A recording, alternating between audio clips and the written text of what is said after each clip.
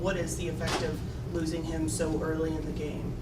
Yeah, I mean, anytime you lose an all-pro player, a guy who is a leader in the back end, a leader of the defense, it's a big blow, but it's one that we have to be able to manage. Whether it's with one guy, whether it's with two or three guys, but we always preach the next man up mentality, and everybody's in the meetings, everybody's at practice, so it's all about the next man and what he's able to do and fill in that spot. Any idea what happened on the long touchdown? Anything from your vantage point? Was there a breakdown? I don't know. I have to watch the film before I give any breakdown.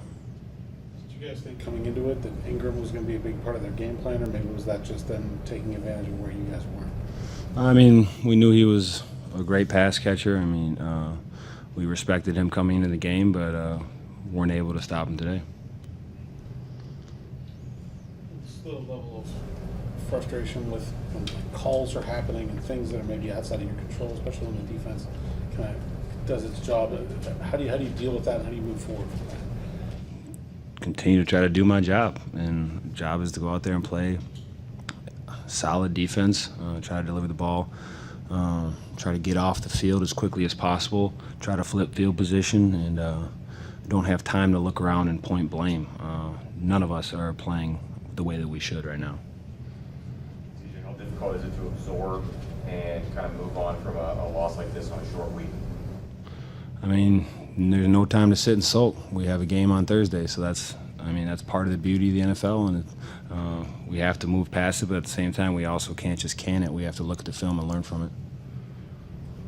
Anything else? Mitch, did you know coming out of the locker room that you were going to start the second half, and how did it going to go the whole way, or what was the deal? We were still going through that at halftime. I was preparing like I was. I mean, I was ready to go in, and they were trying to figure out if he could go, and then he couldn't, so I was in.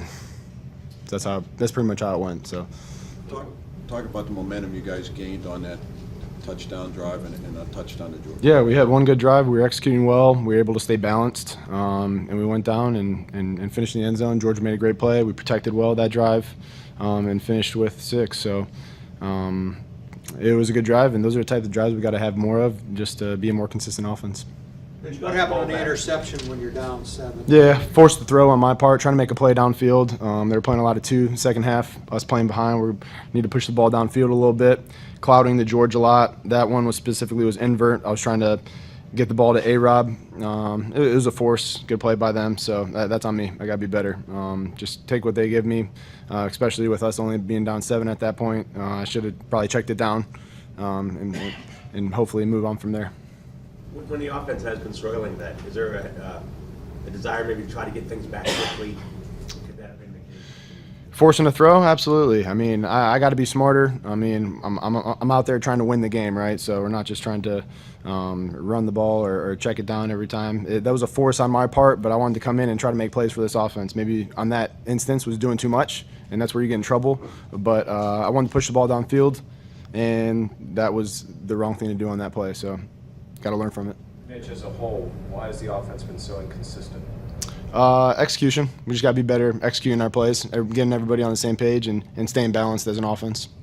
How tough is it to kind of put this game away and get ready for Thursday, especially knowing that Kenny's status is a little bit up in the air right now? Yeah, just got to prepare on a short week. That's the job. So we play on Thursday. Sometimes that's a positive thing because you get to flush this game quickly, get that taste out of our mouth, and just get back to the game on Thursday. So we got to flush it, and everybody's got to prepare and get ready to go for Thursday night.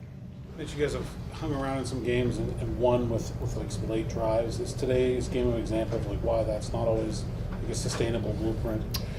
Yeah, I don't know, because we were down by 2 scores late in the fourth quarter, so maybe if I don't turn the ball over, it's a little closer. Defense played really well again. We just got to be more consistent on offense, and just continue to go out there, execute, and make plays. So we had one good drive where we went down and scored. It's got to be more consistent than that, and we got to pull together and flush this one and go get one on a short week. Did you watch Ken at all? And when you tried to warm up, were you talking about? Was it clear to you? I'm sorry? Were you watching Kenny at all, or talking to him, communicating with him? Was it clear to you that he just wasn't going to be able to do it? Yeah, I mean, Kenny knows his body better than anybody, so he tried to go out there and throw. And if he didn't feel like he was 100%, he shouldn't put himself in that position. And same with all the trainers and coaches. So I feel like they made the right choice by protecting him and him protecting himself. So hopefully he's okay, and we'll see where he's at. Mitch, I know Kenny was still in the game at the end of the first half when there were a lot of different officiating calls. Seemed like maybe there was some inconsistency. How much confusion were some of those calls causing? I mean, what were some of the discussions you guys were having? Yeah, for me, I'm just focused on like whether I was going in or not, and I'm not really too concerned with the officiating. For me, it's like us just executing, guys being on the same page, and no matter if the call was for us or against us, we got to be on the same page of what the down and distance is, so we don't have confusion and communication on our part. So I think that's something we can get better at, just communicating where we're at on the field, down and distance, and getting the right guys in the huddle so we could operate faster.